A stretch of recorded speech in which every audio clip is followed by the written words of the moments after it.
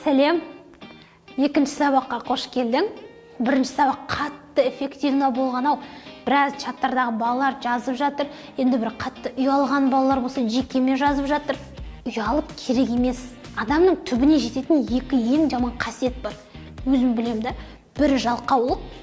Кейін, ой, істегім келмей жатыр. Екіншісі ұяңдық. Ұяң болып дамымайсың. Ұяң болу мүлде керек емес. Адам өзіне сенімді болу керек. Қашан сенімді болады? Өзі айтып жатқан, ол білмеу, біреуден сұрау, ой, айтсам қате болып қалады. Мынау үстімнен күлсе қайтем. Әбден мектепте осындай программа енгізіліп тасталғанда бізде.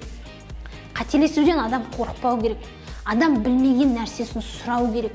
Ол сұрау ең күшті нәрсе. Сондықтан ұялып, бір-бірімнен қысылып, чатқа видео сала алмай, кейбіреулер видео салғым келмейді дейді. Кімнен ұяласың? Бұның барлығы Қазақстанның әр өңірінен жиналған өзің сияқты қарапайым қазақтың баласы. Сондықтан біреуден ұялып, қысылып мүлде керек емес. Біз ұяң болатын болсақ, дамымаймыз. Ұяң болатын болсақ, сұрамаймыз. Мысалы, мен қасымда да көп қыздар жүреді. Сізден сұрауға ұялам. Неге сұрайсыз? Неге ұяласың деймін да? Сен басында біреу кесіп алмайды. Сіздің кейбіреулер болады. Төбе сұрасаң бермейтін сияқты деп ойлайды. Ана кісі үшін өзі шешім қабылдап тастайды. Мен айтам сосын, сен ол үшін шешім қабылдама, сен алдымен барып сұра. Берсе берді, бермесе өз жөніңе кете бересің. Не болыпты? Одан ұялып керек емес. Біз осы сабақта ең бірінші өзімізге деген сенімділікті арттырып алсақ, кез келген білімді жинаймыз. Ол жылдам оқу болсын, ол жадын дамыту, ол бұған қатысы жоқ, ол ағылшын болсын, ол математика болсын. Біз өзімізге сенімді болуымыз керек және ешкімнен ұялмауымыз керек. Сондықтан да бірінші сабақтан келе жатқан видео инсайттарға өте қуаныштымын, ризамын. Жіберіп жатқандарға, ал жекеме жіберіп жатқандар болса, ешкімнен ұялмаңдар. Ешкімнен ұялып керек емес. Білмегеніңді сұра, чаттан жаз. Кейбіреулер болады, енді жеке сұрақтары болады. Жеке сұрақтардың барлығын чатқа жазыңдар. Себебі ақсұңқар құс астындағы жемін шашып жейді. Сендер сол сұрақты қойсаңдар, мен ана адамға жауап берсем, дәл сол сұрақ сен сияқты 5 баланың көкейінде тұруы мүмкін. Демек, сен сұрақ қойдың, мен жауабымды айту арқылы ана 5 бала өзіне ақпаратты алды. Түсінікті ма? Сондықтан бүгінгі бірінші сабақтың бастамасын айтайыншы, ұялмаймыз, қысылмаймыз. Екінші сабағымызды сонымен бастаймыз. Негізі сабақтар қызық болып жатыр ма? Барынша маған чатқа жазып отырсыңдар, кері байланыстар беріп, апай қай жерін түсінбей қалған жерлерін болса сұрай беріңдер. Мен 24 сағат жұмыс істеуге дайынмын. Себебі мен шаршамаймын. Себебі менде университетте оқимын ғой, мен студентпін. Күндіз менде сабақ болады, түнде енді осылай сабақтар жасап сендерге беру керек. Сондықтан кей кездерде ұйқымның режимі бұзылып тұрады, бірақ ұйқының режимі бұзылмау керек. Қазір менде кішкене жұмыстар көбейіп кеткен соң осылай болып жатыр, бірақ енді мен келесі сабақтардан бастап ұйқымның режимін дұрыстаймын. Әрбір сабақты мен кәдімгідей бір тұлғамен бастайын деп шештім. Сондықтан бүгінгі алып отырған менің тұлғам Бауыржан Момышұлы атамыз. Өздерің білесіңдер, Ұлы Отан соғысына қатысқан халық қаһарманы. Оның мына бір сөзін өте қатты жақсы көремін. Жақсы, мазмұнды бір кітапты оқыған, бір кітапты бітіргенмен тең дейді. Америкалықтар бір жылда қанша кітап оқиды деп ойлайсыңдар? Әр түрлі варианттар айтады. 80 дейді, біреулер 70 дейді, біреулер 12 кітап дейді. Америкалықтар бір жылда 6 ғана кітап оқиды екен. Себебі кітапты оқу бар, оның ішіндегі білім бар. Мысалы, былай жасайды. Бір тәсілді оқыды, сол тәсілді практикада қолданып келмей, ана кітапты жалғастырып оқымайды. Жалпы білім болған кезде, жалпы кругозор бар, ал білім бар. Біздің қазір мектепте алып жатқан теория, оның барлығы тек кругозорымызды ғана дамытып жатыр да. Ал ол қашан білім болады? Теорияны оқыдың, практиканы бірден жасағанда. Қазір менің мынау ұйымдастырып жатқан сабақтарымның барлығы бұл баулу мектебінің сабақтары. Мысалы айтам, антиципация тәсілі. Қандай тәсіл деймін? Міне, сол бойынша сендердің дәптерлеріңде антиципацияға арналған мәтін бар. Сендер бірден оны практикада қолданасыңдар. Сондықтан жақсы мазмұнды бір кітапты оқыған, бір мектепті бітіргенмен бірдей. Қазір менің курсым өте жақсы оқып бітірсеңдер, бір кітапты тіпті немесе бір мектепті бітірдім деуге де болады. Себебі бұл жерде баулый отыра білім беру. Ал мектептегі қазір беріп жатқан білімдер ол өлі білім. Тек теория ғана айтылады. Практикасы жоқ. Бірақ өкінішке орай алдағы уақытта сендермен бірігіп мектепке мүлде жаңа реформа енгіземіз. Сондықтан да белсенді болып, білім бағытында менің командама келем. Сізге көмектесем десеңдер, менің құшағым айқара ашық. Бүгінгі сабақта біз регрессиямен жұмыс жасаймыз. Регрессия деген ол мәтінді қайталау. Бола ма, мысалы, мәтінді оқып келе жатасыңдар да, вроде бітті, бірақ тым түсінбедім. Не айтылды? Басынан оқимыз. Тағы біреулер болады, айдаһар деп мұндап оқиды да, айдаһар деп басын айтады. Тағы бір мәтіндерді оқып келеді да, екі дос бірге жолда келе жатып, кім еді деп, екі дос жолда бірге келе жатып, регрессия, яғни артқа қайтып оқиды. Жылдам оқудың ең үлкен жауы ол регрессия. Енді біз регрессиямен жұмыс жасауымыз керек. Регрессияға қарсы амал тек алдыға қарай оқу. Қараңдар, мысалы біз регрессиямен оқығанда бір мәтінді оқыдық, түсінбей қалдық та қайтадан артқа қарай оқыдық. Екінші мәтінді оқыған кезде тағы да сондай жағдай артқа қарап оқыдық. Бұл миымыздың ішінде программа қалыптасып қалды. Түсінбей қалсаң артқа қарай оқы. Бұл біздің әдетімізге айналып қалды да. Енді ол әдетті жеңу үшін біз тек қана алдыға қарай оқуымыз керек. Оның тәсілі мынандай. Айттым, я? Регрессия жылдам оқудың жауы. Сондықтан енді тек алдыға қарай оқуымыз керек. Қазір сендердің жұмыс дәптерлерінде түйе және Қазақстан деген мәтін бар. Мәтінді біз қайталамау үшін сызғышпен оқимыз. Міне, түйе деген мәтін тұр. Түйе оқыдық та сызғышпен бірден жабамыз. Түйе шөл даланың ең төзімді көлігі. Адам баласына түйенің пайдасы аса деймізді жабамыз. Себебі біз оқып келе жатқанда біздің уже артқа қайтатын вариантымыз жоқ. Себебі көрінбейді. Шөлдерден үстіндегі жүгін ауырсынбай жүре береді. Түйенің сүті қою болады. Оның сүтімен қымыз сияқты сусын ашытады. Мұны шұбат деп атайды. Міне жауып қоямыз. Дәл осылай регрессия арқылы мына мәтінді толығымен оқып шығайық. Қашан біз регрессиядан құтылғанша, қашан біз артқа қайтып қоя бергенше осы жаттығуды жасай беруіміз керек. Регрессия түсінікті болды ма? Оқып қойған қатардың үстін жабамыз, астына түсеміз, астына түсеміз, астына түсеміз. Миды дәл осылай алға қарай программалайды екенбіз. Жақсы. Енді келесі тапсырма. Түйе және Қазақстан деген мәтінді сызғышпен осылай оқып жаттығайық. Жақсы ма? Регрессиядан біз құтылып алмайынша біздің есе сақтау қабілетіміз де, жылдам оқу қабілетіміз де артпайды. Сондықтан қолдарыңа қандай мәтін түссе де сызғышпен оқу арқылы регрессияны алдымен жойып алайық. Ол практиканы көп рет жасағанда қалыптасатын әдет. Осыған дейін артқа қайта беру әдеті қалыптасып қалды. Енді тек алдыға қарай жүру әдетін қалыптастырсақ, регрессиядан құтыламыз. Енді мнемотехника. Мен кешегі сабақта өттім, өздерің көрдіңдер. 16 картинканы біз оп-оңай оқуға құрау тәсілімен жаттап алдық. Суретте қандай заттар болды? Бір-бір айтып шығайықшы. Бірінші, кружка, тоты құс, теледидар, орам жапырақ, сарымсақ, корабль, баклажан, бургер, диван, самолет, зонтик, носки, кресло болды, жүзім болды, бақа, тарақ болды. Жалпы 16 суретті біз осылай айтып бердік. Бұл мнемотехника, оқиға құрау арқылы есте сақтау. Енді қазір міне сендердің алдарыңа 10 сөз шығып тұр. Осы 10 сөзге сендер оқиға құраңдар. Домбыра. Домбыра қандай? Домбыраны елестетеміз, кезегі сезім мүшемізбен. Домбыра креативный болу керек.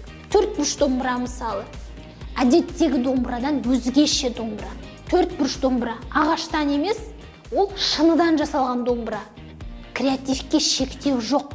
Шыныдан жасалған домбыра алты бақанда әдемі қыз етіп елестетуге болады. Домбыраны бір шыныдан жасалған, галстук тағып алған жігіт ретінде елестетуге болады. Дәл осылай бір-бірінен оқиға құрап алып сөздерді рет-ретімен есе сақтап қаламыз. Домбыра Алтыбақанға барды, екеуі Алмұрттың үстінде качелияға мініп серуендеді. Сосын не істейді? Ары қарай ол сендердің креативтеріңе байланысты. Енді менің креативім шексіз, мен айта беруім мүмкін, бірақ ол кезде сендер дамымайсыңдар. Адам даму үшін әркімнің креативі әртүрлі. Сондықтан мына 10 сөзге жасалған өздеріңнің креативті оқиғаларыңды видеоға түсіру арқылы сөздерді рет-ретімен чатқа жіберетін боламыз. Ал мына сөздерге оқиға құрастыруға мен сендерге 2 минут уақыт берем. Сонымен уақыт кетті.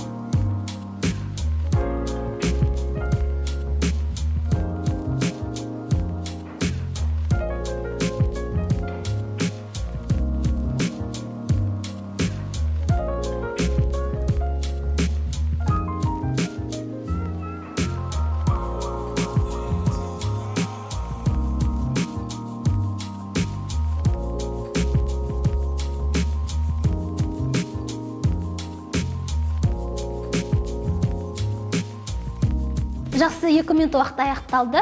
Енді өздеріңнің қандай оқиға құрастырғандарыңды чаттан көретін болам. Креативке шектеу жоқ. Креативті дамыту керек. Ол үшін тек қана шын өмірде емес, оны басқаша елестету арқылы оқиғалар құрау керек. Оны сендер чатқа жібересіңдер, мен тексеріп жауабын айтам. Кеттік. Регрессияны жоюдың жолдары. Алдымен қаламмен оқу. Яғни қатар өздерің қазір қаламмен оқып жүрген шығарсыздар. Екіншісі сызғышпен оқу. Яғни оқыған жаңа көрсеткендей түйені оқыдық қой, үстін жауып. Дәл солай сызғышпен оқу немесе қолмен оқу. Қолмен оқу. Адамдар, қазір көп адамдар солдан оңға қарай оқиды, дұрыс па? Солдан оңға қарай оқиды. Кейбіреулер оққан кезде көзімен бірге кейбіреулердің басы да қозғалады. Ол дұрыс емес. Бас қазірден бастап бір орында. Тек көзіміз барынша қозғалу керек. Бірақ біз енді шоте кесесімен жұмыс жасаған соң, көздің қанту аймағын үлкейткен соң, көзімізді тіпті көзіміздің қарашығын да қозғалтпай бастаймыз. Сондықтан шоте кесесін күнделікті орындап жүріңдер, жақсы ма? Маған ұнайтын ең керемет жаттығулардың бірі ол 2 қолмен бірдей жұмыс істеу. Қазір сендердің жұмыс дәптерлерінде ортасы сызылған және нүкте-нүктелер тұр. Сол нүктенің үстін бастыруымыз керек. 2 қолмен сурет салу арқылы мен қосымша сабақта айттым. Біздің 2 жақ ми бөлігіміздің арасында байланыстар жасалады. Байланыстар жасалса біз креативті ойлаймыз, біздің есе сақтау қабілетіміз күшті болады, біз жылдам оқи аламыз. Түсінікті ма? Бұл тапсырманы орындаған кезде бүкіл назарымыз ортадағы сызықта болады. Жұмыс дәптеріңді ашшы, 2 қолмен сурет салу. Бүкіл назарымыз ортадағы сызықта, бастыру кезінде тек ортаға қараймыз да 2 қолмен бастырамыз. Әрине, бастапқы кезде біздің сол жақ қолымызда сыртына шығып кетеді, шимай шатпақ, дұрыс емес болып қалады. Бірақ ол әдеттегі жағдай. Түсінікті ма? Адам үйренеді. Сендер бұны бірінші рет жасайын деп жатырсыңдар. Бірінші рет жасағаннан әдемі емес, чат сайтқа жібермеймін, ұялам. Ұяңдық, қорқыныш керек емес. Сендер енді бірінші рет жасап жатсыңдар. Бірінші рет жасағанда кез келген адам қате жасайды. Ол қалыпты жағдай. Жасау арқылы, миымызды программалау арқылы біз оны үйренеміз. Түсінікті болды ма? Екі қолмен сурет салудың қандай пайдасы бар екен? Екі ми бөлігіміз бірдей дамиды. Қазір үстін бастырамыз, немесе былай жасасаңдар болады. Кез келген бір A4 форматта парақты аламыз да, ортасына сызық сызамыз. Сосын үш бұрыш саламыз. Екі қолымызбен бірдей. Қазір кеңістікте де салуға болады оны. Міне, үш бұрыш.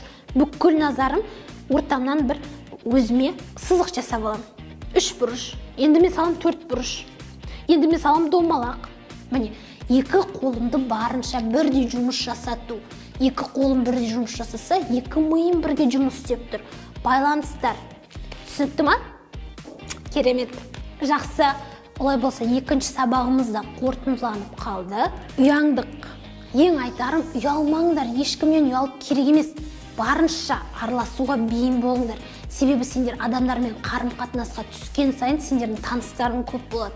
Сендер адамдармен жақсы сөйлескен, негізі әлемдегі ең күшті білім ол адамдармен коммуникация. Коммуникация білімін білсең, адамдармен қалай дұрыс сөйлесу керек, олармен жақсы қарым-қатынасты қалай жасауға болады.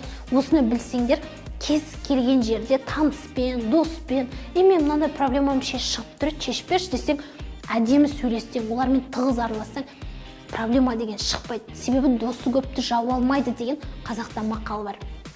Кеттік, бүгінгі сабақта не үйрендік? Біріншісі, регрессия дегеніміз не екен? Мәтінді оқып келе жатамыз, артқа қайтамыз. Бұл бізде қалыптасып қалған программа. Енді бұл программаны жою үшін біз не істейміз? Тек қана алдыға қарай оқимыз, немесе сызғышпен оқимыз. Керемет. Екіншісі, регрессияны жою. Ой, жаңа айтып тастадым, не? Сызғышпен оқу, программалау. Және екі қолмен сурет салдық.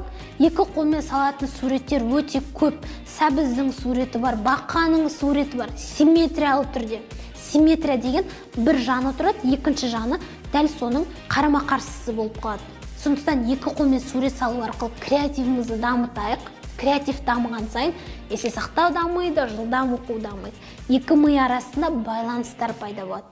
Жақсы, екінші сабағымызда қызықты болды деген ойдамын. Енді мен сендерден видео инсайттар күтем. Және мұна айтылған тапсырмаларды, сендердің жұмыс дәптерлерінде үй жұмысы деген тапсырмаларды орындап, барынша мәтінмен көп жұмыс жасаңдар. Мұна сабақтың мысалы ұзақтығы бір 10-15 пен 20 минуттың арасында, енді үйде бір 30 минут, 40 минут басқа мәтіндерді оқуға, регрессияны жоюға, екі қолмен сурет салуға практика жасасаңдар, соншалықты нәтиже болады. Вообще-то әлемнен чудо күтіп керек емес. Ой, міне жылдам оқу курсына келдім, 3000 сөзді сықылдатып оқып тастаймын. Тек сабақты қарап отырып оны оқи алмайсың.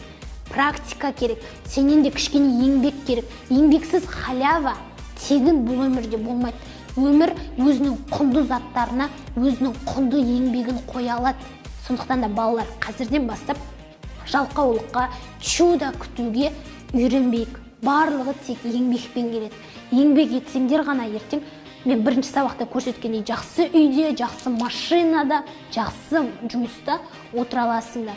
Жақсы, осымен екінші сабағымыз аяқталды. Енді үшінші сабаққа дейін бай-бай.